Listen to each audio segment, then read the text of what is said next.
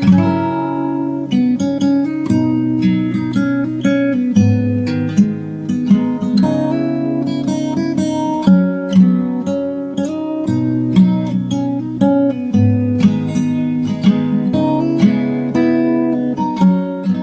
chen ong pa zirtir tu pa zun bung somruk pakwana chel chun zomang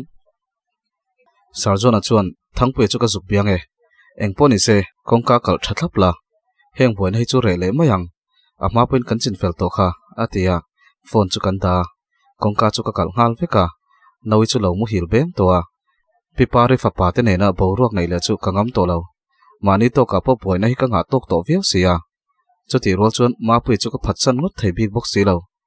chu zan chu ngai to na phir tak chung chuan ka mu thil san ve le thei sha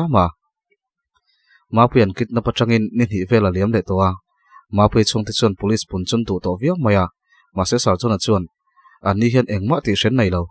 man chuan ni ai chuan an hu ang tha pon hre lo sumbak ngai ton nei lo ten ma pui anu le pa chu hril siam siama ruati shom ti le aril ru ha hnem ngai bok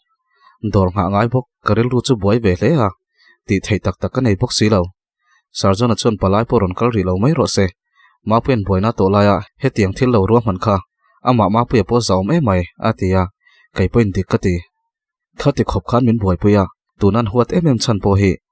pipari manna a tholok perani ba ka tunan thalak ron pho chuak le tu nian ngai wang ania an that to zok hial mai theini sarjona chu kha to khian an ron bele thina kan thilan man kha police ne na an la hlan lo ti kan sia hong zaruk lai ania min lak let sakula te chuan abul tum tu kan tha man tak lo thang puya kha I thian pa aya min ron pe don nia antia ngai tu na kal thuin a boi du ngai mai kan ta na ma puya hlut e me mang bokhian thang puya po hi tu te motan chuan an thian thatak an unau pa an mangai em ani ve tho om sia tin ka ngai tua sarjona chu kan dora chuna ron kala unu te nen chong kan lo oma unu te hi anin sak tur vel le apisai in an sak mek en pui turin a hole watanga ya ma se ani point tun lai kan boina chu min hriat thiam puya wangin klem chon min thla zalen ve dewa chuti rol chun suman mamona sang ve dewa aru chon thane mangai hle ti chu ka hria uramila an chung ko thila boi ve tho sia numoila a hre chelo chobok nen kaipo kain thlasung viak mai unu te chuan jona iron kal chona kan chuksan mayang cheu hai kanin khoila hi kan boi ve sia kanu nen pakhat zok zok kanom lo chuan ti in a soi siam siama sarjona chuan nia zuk chukro tin a changa unu te chuin khal hoa kaile sarjona chia chu kanom le towa sarjona chuan thil dang soi lo chuan kan kholama hole ngal mai tum thu soya enga tinge ka ti deuh huwa o ma pui chung changa nia tin men changa engi ma pui chung changa kan kholama ho dei ngai tin ka zo chianga a thangpui le thian tenen kadin pia kholama in thian pa khan ron hroi tlatin kan hria an ron tia ma pui thian police hren khat arukin ka hril towa police anga chet la lovin an thian pa ni anga ron che chuak turin ka soma tuna hian ma pui nu te po an mang ang to na sa sia ma pui bo thu le kitna pani thu hi zoramin an hria thun huna anun na hi achan ngala ni mai tin min ron hril to boxi anti mai don ho lo ti la thil chian takani sia tina soi chara kan dor hi buai veo loila chu ron kal ve te po that nen tin ka hrila dik tak chuan kain thiam thailo khati khop khan ma puya khana engkim kal sanin min buai puya tuna ma he tiangan kidnap chan pakhat chu kaimin buai puina kal zel khani na chena om ve miawa unu te hi ka dilanga eng tin tinemo a phal ve lo ni chuan ka ron join veng chu ka ti tangota sarjona nen chuan ma puya man tu te chu tu te pol ngen niang mi ho satak chun in rolani photanga chu ti za ta tam kan kholama dam doi la lut ngai lo enga tinge khothlang lam dai daya dam doi te ron chok thla kan tum le tin ka ngai tua sarjona chuan khothlang lam chu he tiang lama hian in la fi hlim viawa khung lai chu stock point a manan tu mani nge yang chu ta tang chuan mun sang sangan sem kwal don ani karing chu tiang sum don a lian tin tur chuan mi ho sa ve pa ngai tak ne ngai in khole che vela mi ho sa zual ho ming list lo ngai tu ro tin min shila ole zanina ka thian te ho ka lo pianga anin ti danan sha thai mayang para phei chon mel hre ta ngalom tin ka changa dor ka khar don thleng chu minom puya sarjona chu naktuk lama kan kholama chukle maya tuma zana nia nawin chon kan ina kan oma kan kom thlang kong puya chuan zuru in te boi thom kan hria kan su khoi thale zuk thina min ti mu hil thailo ma ni lo maril hunom to lo sa nen unu te chon tuina zuk the waka inni nom lutuk nak point ti mu hil thailei nem khuta mol pui fila zukin sual ro tina aw lara zurui ho po chun kalson ve maya street light eng zona tang chun mi pa palian ve deuh hian uluk deuh hian kanin vel churon enti ka hmuwa rang zet chun ka khar ngal sarjona chu ka kola sarjona chuan karon kalang tin min changa raivak lawa chuna ron thleng ve mai boka thilri ri deuh khet po chuan min ti hlau thong zo vek to sarjona chuan chauka hin kalo riak mayang nge nia mudda kan pha sang don em ni tina noya I over nawi om ve ring so ti in lai deuh tak chuna dara chun ka benga nawi chu mu hil towa sarjona nen chuan kan ti tia mapui chung chang ringot chu kan soya ni deuh per mai para chuan kan khwale chevela mi hausa deuh ho chu an minga hriat ang chu ron lisa zirtir tu le officer pension to te kausan upa ten ni deuh nuka chu tianga rui hlo manga sumdong tu om chi nom lo sarjona chuan heng ho li si thang pe chu kan pe ve lenga anin ti dana shemayang atia sarjona nen chuan in heng chial chungin kan hmalam hun tur chu kan soi kai zela he boina hi renga keini pani chu kum khwatan anu ma po a shema po kan ti ve tuang tin kanin ena kan rui dun saka chu zan po chu a herliam velea sarjona chu zinkar ma taka chuaka kan khuwa zonuam lampan chuan a chuak le ngala keipo dor lama chun kauma kani tin hun man dan chu angai renga ni mai dor nga khulam pang news ngai chan chu chun deuh mai engma la chu ka ti ve thei tak tak bok silo ril ru nuam lo reng regin hun ka manga a cher po ka cher vek ton ka ria ruati nen chun zan tin kanin bia ruati hlau thong lu tuk chu ka thiamang tok tokin ka hnem ve a theise tuna hian an bula om ka chak tak zetani zan khat chu phone number longa tang hian phone call ka donga ka chang vata debo in khoram chunga kan omin ka ria hai min veng tu mu hila a phone ka ron mang ru thei sam ka thian te kha kom nei lo trace tiro heng lai area hi kan pel thui ngai lo atia ka trong ve don chia phone atang chon mi dang thom ka sha zui ve ngal por deuh hian hey nang khai ngai ti thom ka seng hala ko tin thak thom ina zui ngal phone chu ain off ngal maka ka hlau thok lutuk ka lungphu chu aron ri dup thei hialin ka ria ka khur ngal vek mai kha khama pu o ngai ani debo aron tiri kha ka beng hian a hai thei lo shim man mo takin sarjona chu ka kol hala ka o khurna sat lutuk ka wang chuan ka tong chuak hlei thei lo mapui chu mi sual kut tur chuan a thimayang ti ka hlau lutuk ti theila ka nei tlem si sarjona chuan tong ta che te ro te ka soi hre them iron kol solem ni aron ti chula harsa ti tak chuan sar mapuin min ron pia aum na min ron sila tuma aum na lai mun tak chu soi man lo ma se kan khoram chunga anom ti soya a phone in off zui hala mang ang thodeu hlop chung chuan ka ti deuh chuawa sarjona chu ron thodeu hala chiai su hei thangpui tenen kan tang ruala kan zui zelania kan nei hle toin kan ria engponi se debo kha number kha min ron thon watro mapui thiante a police thiante kha kan lo trace tir hal donia aron tia number chu ka thon hala karil ru chuan lalpa mapui kha veng him hra mangche tin ka tong trai mol mola mapui an chui tura min ron ngen dana khan anom na hun kha shelawa ma se kan khwa tangin anom na kha alawak lo ti hriani nge yang mapui kha chu mi fing takania eng tin tin mo him mai thei chu ka ringa chu ti ro chuan pilian hming pipari ni bok fa pa kheri na man sia mishing nun na hi hlut na pakhat man nei lo ama ta na tangkai lo akong lo dal tu ngat phei chu anu ang mai khana da thamak mak du don tu na mapui a tha mai lo chan po an dam doi an hren sak lak let len du wang chawani chu ti ni lo se mapui hi anu man tir tu nia anu man na konga poimo berani ti ria atana tangkai na nei lo ni se a that ngal dai tuang chu wang chon tu na ri chuan ala ti hlum lawang tin kain hema ma se bai se ro chaw hle mai sarjona chon darkar chan ve nuwa min ron belea terote anom na mun chu tawar location atang khan zonuam le lungrang in kar ram noi mun pakhatani tlat thangpe soi kha dikani helama hinan ron hruai nge ni aron tia ka zuk kalve mai angai hetia kom reng chon ril runuam in kom chuang lo nawi chu apu te na lo mai se lom kimi om to chuang lawa an duat ron don thau thau unu te hena hian panin huamin kalve dil tuk mai tiang tin ril ru ka siama unu te chum han mo takin ka shila unu te mapui awang hian ka kalve ngai tak zet ka ril ru nuam theilo tin ka ngen tok mai unu te chu angoi wanga mapuen kanu phuba min la pui dan te min lo pui to dan zong te chuan heng boina bulin tran chho dan te chu ka shil ta veka unu te chun zoi se phian debo chu ti ni chun a lo om dona sin ma se isoyang khan mapui khan a boi pui na sa cheu sia kar le lamai kal ve mai do nia dor chu keiman ti dang kalo ngai tu mayang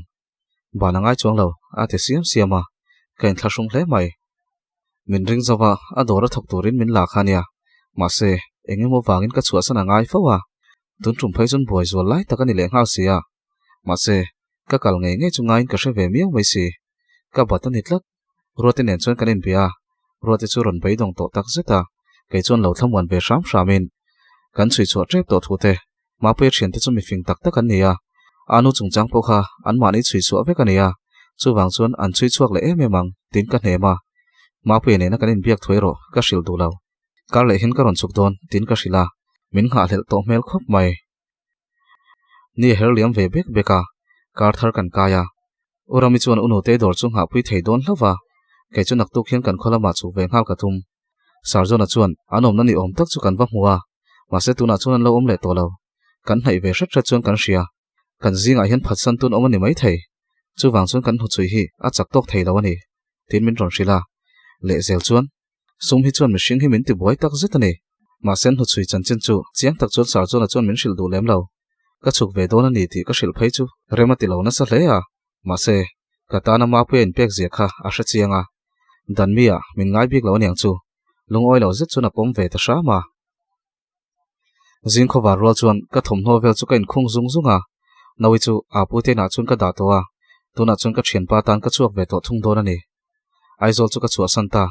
sumo a chun ka thua kamit ka china piangin ma pu ya mel thlabar taka min ron kol tu kha ka hmuwa are zui ngal mak sia a thi to angten ka han ngai ruat thina ka thina ron tot le up thin sarjona choi phatsan tu kha tungai ni tang police ange nianga sarjona ta thian hnai jok niang he thil hian ka thla ti muang thei thlot lo kei po hi an mi man du zinga ka tel chiang sia tin sarjona po kan pathuma min ko khom hi an tum reng jok nge niango ti ten ka ngai to len hun ho kha chen an re wang wanga tuna kan kholama kher thoman ron nei le a thil thleng pal chu ni thei lawanga a eng po ni se kan khua chu ka thlen phota ngai ni sumo chon kan kholam chu kan pan zela kan kholu don lei chu kan tlan pela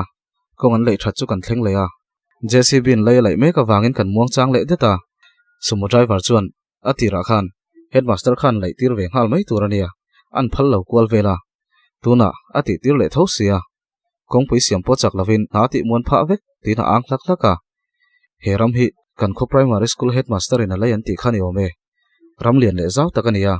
ango la cha hle a ma se thlai vel eng mala om lawa a vai chon ngo la ni deuh ber mai nimbu le thlai dang da na le an tia then khat chon kan headmaster hi chu a ho sama mani ti in a chan chin chun lo sei ve boka zirtir tun ha chau lo hi engemaw ti nei in rin thu te kan kholama rui hlawal huar tak dana hian ani hian in ham hnoina nei ven rin thu ten soi kaya chu chun ka ngai tuna tikal thui hle mai an thu soi chu uluk tak chun ka ngai thlave renga kong chu thlanga kan tlan le ngala zonom khachung kan thlen chuan dar thum vela ni towa sarjona le ka thian te chuan min lo ngak thapa ma se an mel chuni dang ang lo takin angui ngiaya ma pe chun ngai na tlanga tin ruatin tur pui tak zet ti ka hre thei para po ni dang ang lo takin a ri hor hor lo hle mai ruati te na bok chun kain khat le dona sarjona chun kan vai chun min anin keima bek chu min mela debo phim khurangai to viawani kan zinga hian mi sol hena information petun om miawa kan hu chui hi a har sa zol don ani ati zoi supa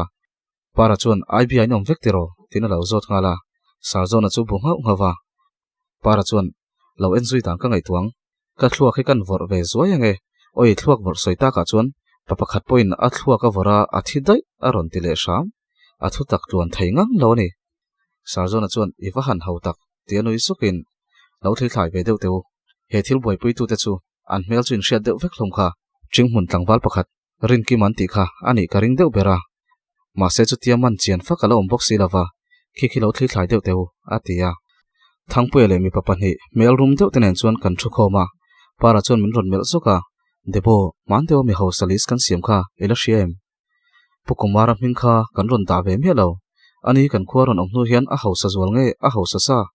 aram lai hi pon thei lutuk kan khua om nge mai te hi tung nge ni ain rol ven ka ring tlat ti na soi siam siama voin lama driver te thu sai chu ka sai chong ve boka sarjona chon engpo ni se in thian ho khan lo wa phei phot ula 25 la zana ibia kan in khom donia atia ole ti in dam veng lam pan chen kan phei nak naka kho chunga chuan mi khual tlangwal pahnih vel ka hmu a tute nge a tin ka zawt ngal para chuan lo star le to ni mo a hma pun an om reng kha a ti chuan ka van hringai lo tin ka chang le ngal vani chuan a hre ve man lawang khu nim bu tui siam na kholai factory thokte khun nia khu ta in hon monga building sakhu an lua lom ma mon nei te ni lo chuan kho chunga hinan ron lut chho vak ngai lo in hu vak lawang a lo te a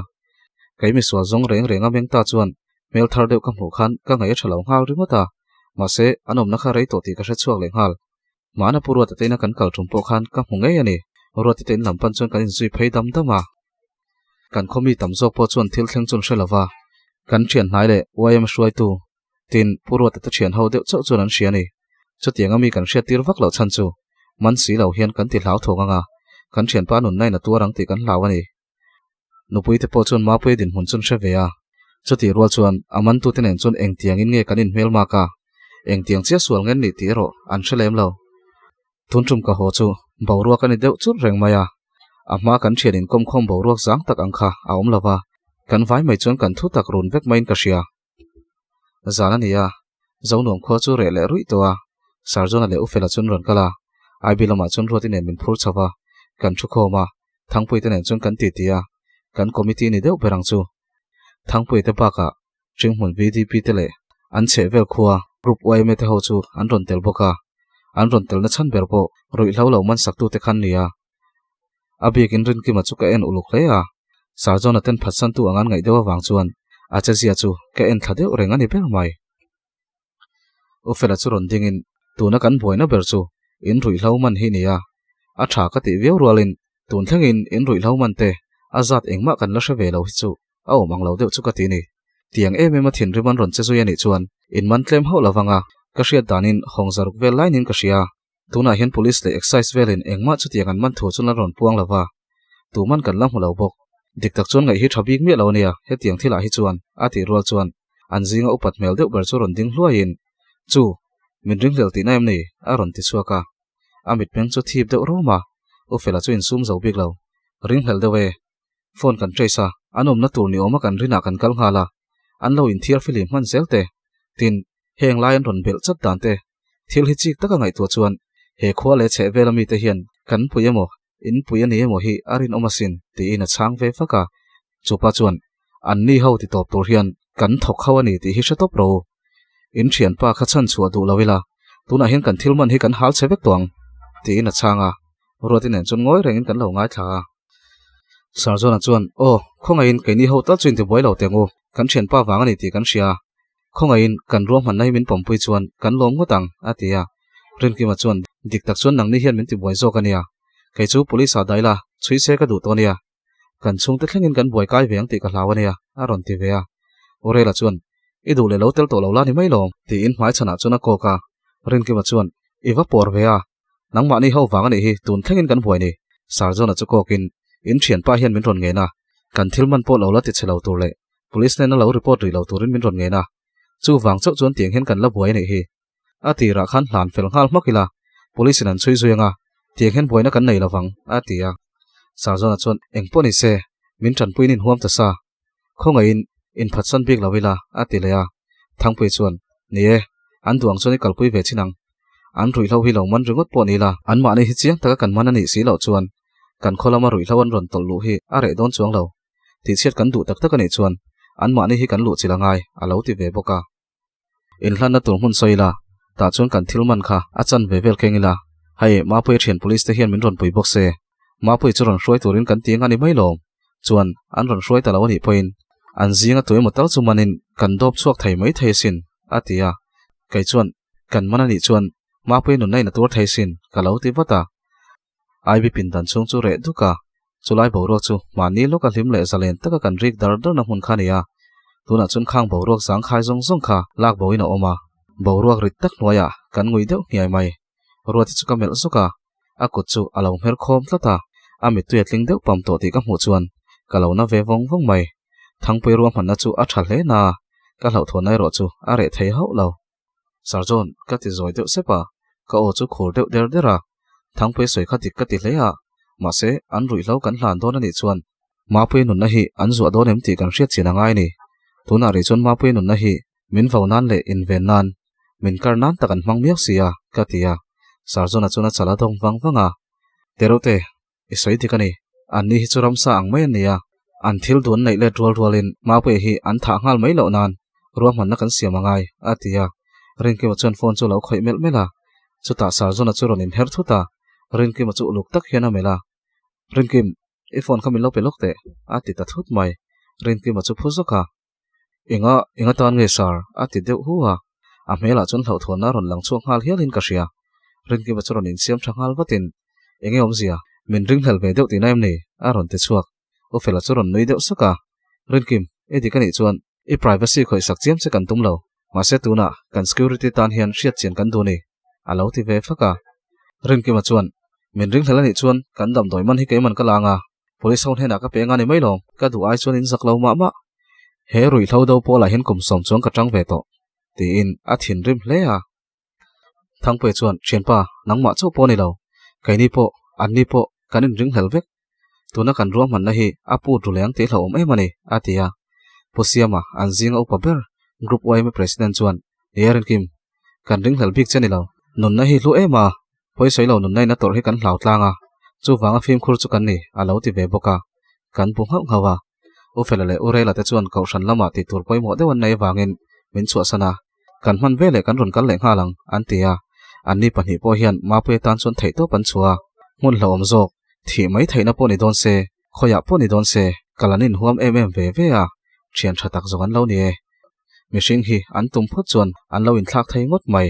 kan tlak na le kan tlat na hunin azir lo lak lo wanga sual mai te po hi kan ang thinin ka ria anni chon min chu san ria ai bi kota chon motor ron ding thom kan ria man ho takin kan chuak loma kan police rian te chuan signal ron pe in tower location tharan mu thun ron soya hemi zo nuam area chunga nge hian an ome a ron tia kalung phu chu ron rang le dup to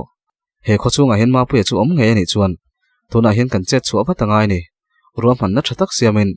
zanin lala hian kan lu chilangai ni te in ril ru ka siama ma sem bidang chu ka hril lem lo sarjona phone chu ron ringa number longa tangin ani sarjona chun loudspeaker a ona kan vai chon kan ngai thachapa hun kanin perai tok to e naktuk zan lai thleng kan ngak leng cheu tuna hian van hming le ni kha a ron thleng to ti kan ria nang le van hming le ni chuan kan thilman tir tu mala tu in thian thang pe kha ron hroi bakula a thilman nen khan location chu kan ron thonang cheu in bum na omani vai chuan in bum na zui tu tur chu thi sena niang in thian pa hian anun na chan ngalang an ron tia kai chuan tuna ma pu chu la dam nge ni ti fia kan du kalau ti ve wata chu pa chu ron nui hak hakin van hming le ni kanin bele theita mo tina ron nuya mela kan thian pa khala damem chu kan thredu ka ti vin thata chu pa chuan dame hei ma se a dai rei to lo mai thei atia roti chuan kan bedu ala dam nge ni ti fia kan du ni tra o tro chuan ron ti chu pa chuan le kan thian a kha ron roi ro le kha bero thu tam soi lek su kanom na mun hi soi tu mani vai chuan i thi ngalang an tia ma pe chuan chau mel za thian ka thai a ron ti tham chia ka roti chuan ka ngai to che i damangai nia a ron ti le an ni chuan a tok to indu khop chin the toy an lo ti ngal ma pe chuan theilo hian roti inim bu bolte i thei tui sorte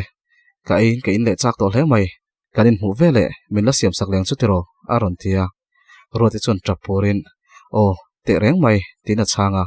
phone chun da ti khan aladam ti chin to boka kan thule lo ngai chang to pula naktuka kan ron biang cheu midang in ron hroi ti kan hria ni chuan heng in thleng le thil dang vel hi kan ti to panga in thiana hi kan that zui ngalang ti chuan in du le police a chuan in lo thlen to donia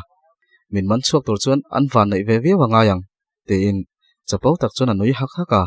phone chu da ib chu kan chu sana thangpe chuan min ron zuya kan zuk tha zo yang e tina thian te pula chuan a soya thangpe chu kan ring tok viau mai sarjona chuan roti eng ti ka ngai ma pe nen khan thein ai dun atia kan khorun kal khan nempu ka siam saka tina changa nempu toimo atia ai chinen kan bola tina soimaya sarjona chuan thangpe chu pot naya film khurang che rin ki makhi thian pa mani se ka ring thlek lawania chuanin zanin zan lai a ron chuakang che ka ron biang che atia engia sarjon thilom zia tin sarjona chu ruatin en chuan hrethiam lo takin kan mel ha thang pui po chuan makati hmel lutuk sarjona chuan muang ban char hian engwanga thu soi hun tlem te toy te chi anaya thil dang soi tur tam tak thei kara kha thu ruati thei bola I chak thu kharon soi nge niang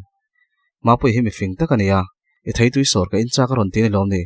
ila sor sak hau lo tero ate chuan ruati chu lo pung hau ngawa sarjona thu soi zia chu ka hre hau lo kan bo hu mai thangpui chuan sarjon I thil hria chu pe hel lo khan han soi te ti in hriat chian chak mel tak chuan abenga do ha kaini po chuan kan hre chak sarjona chu uluk tak chuan kan en deuh ho a sarjona chuan thokan lawang wanga karin dan hi aswal hau lawang mapui khan khatiang hun chep kha alo thlon mai man rala tum hau lawang chu wang chuan a thup thayang bera aum na min ron hria tira tum na ni kha tin a soya enge zia tin ruati nen chuan kan en ho a thangpui chuan mo thei bola I chak chu aum na ron sei fia tum na mo tin makati hmel lutuk sarjona chuan henglaya thei tui sor na mun khat bak om lo chuan chu thei tui sor na nei tu pa chu he khwa le che vela mi ho saber hi ni bok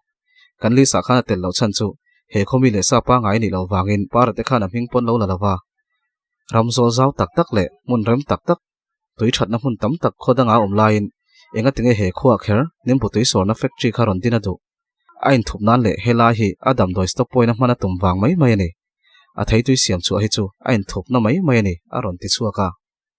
ruati chuan ani nge nge yang nga tinge kan lo ngai tu chu lo le ti in alo soi ve boka para chu man mo to kin ron kala enge para kan lo ti ho wani chuan hunga chak zetina ron zui boka para chuan kan headmaster le puchiang aten zui kha kan han en thachak lata kan zui ve zela kan khoton tira sonan kala ti chuan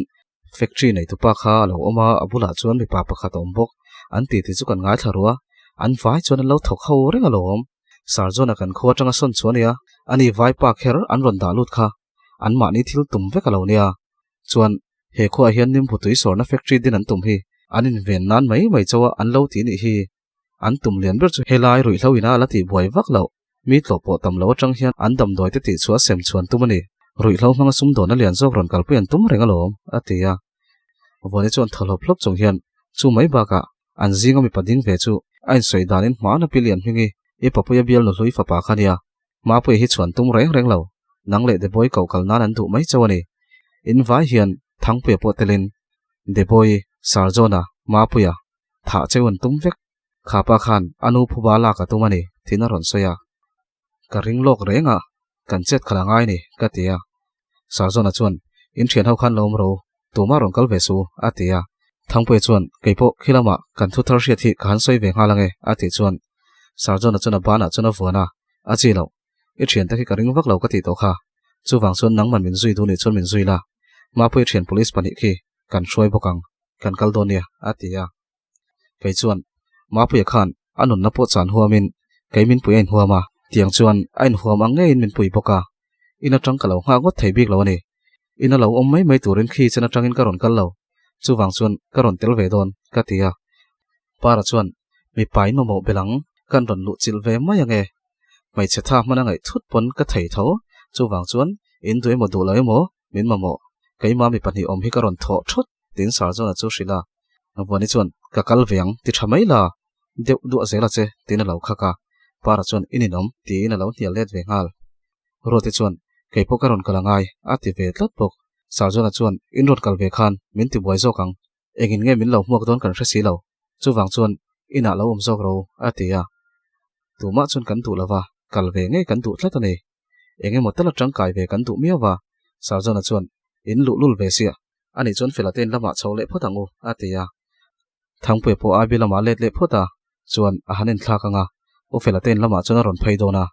sarjona chuan ma pui thian te panhi police IB thleng ve thote chu a call thaboka no moi pui le ka puya chuan kan thu khom thapa zanin zanlaya factory chu lu chua kan tuma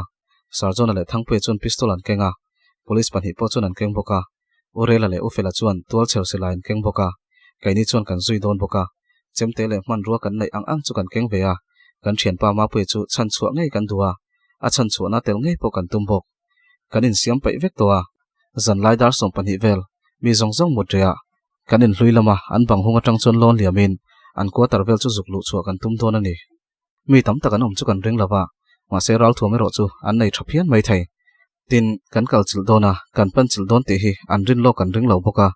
kan zuk thong thu tani chuan olsam taka kan chin fel thei kan in ringa a film khur theiang bera kan chetero angai don thung zandar som pan hi ria kan thian ho chon veng lai lam chu kan pan thla factory chung lu chuat tur chuan kan in zui chuak dam dama sarzona chuan film khurang cheu nangma ni thuin engthil a thlak ma lo ti lo ula kan thu pek ngai chang cheu atia kan bung hau ngawa para chuan kan phin dar vekange in dona ka voi khat chuan atur ani poka mi zo tlang wal huai sem ro rum para ati pa chuan zoi se pian para ni le thi sen chua hi chu a in rem chi alo we ru ma te lo ni zokila a ron ti supa ka beng popa tong to su kalang katia kanin zui thazela orela le ufela chuan cctv da vein ka sia a function to em phei chu ka shelo sarzon in hluilama khan chukila lu ol zok mai thei orela chuan nie khulam kho chu thir len chawin an hungin ka sia lon liam kher lo poin ati chiat thei mayang alo ti ve boka sarzona kum thlang thin lama chuan kan kala alo fai deuh hana kho chunga mi te min hu kan hlau bok si thir len an lo hung chu police pan hi chuan an chep chat zung zunga midang chu kan lut sang sanga sarzona le para chia chun la ron lut lo sarzona chuan para lut ma sarole anung kalau dolang atia para chuan kabung but line kamong lo en mia su aron ti zoi supa wani chuan rum tokin aron mela he pa wang hin min manang yo aron ti sur su sarzona chuan lut mai mai te ati ve supa para chu wak luta thir len chuan a kora lo bat tak tak oi ka chul ka tang sarzon lo la thate ati sur sura sarzona chuan a siam that saka ani po chu ron lut ve ngala puchiang anim bu mun lampan chuan kan lut phai ngala a zawang reng viawa kan hel phai zela kan thingfang mun le changel mun bel kha chu anti faida war towa khata tanga kan chuka nei chuan an lo lameng pal hlo ani chuan tu thu samin ka hlum kan rem don sia nim bu mun piklai chu kan thleng phai towa kan thang zol lui korbula an building sak chu solar mang chuan an lo ti eng ut poka kan zuk ena meng chun lo la om nge ya film khur taka kan pan thak chu ngai don ani te chuan kun deuh chung chuan kan chuk zela kei chu kain von na lama nim bu hling chon min chuna a thi deuh sel sera anareu em mai le ngala aya kat ti zoka sarzona chuan film khur ro kan hnai huna phai chuan eng thom ma chuarem lo ania aron ti sur sura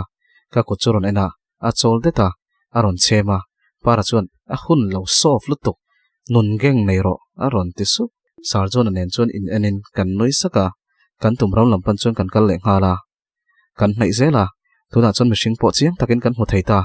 film khurangai tak zet to mi panhi chia kan la moria midang chu an mu hil vek to ni karing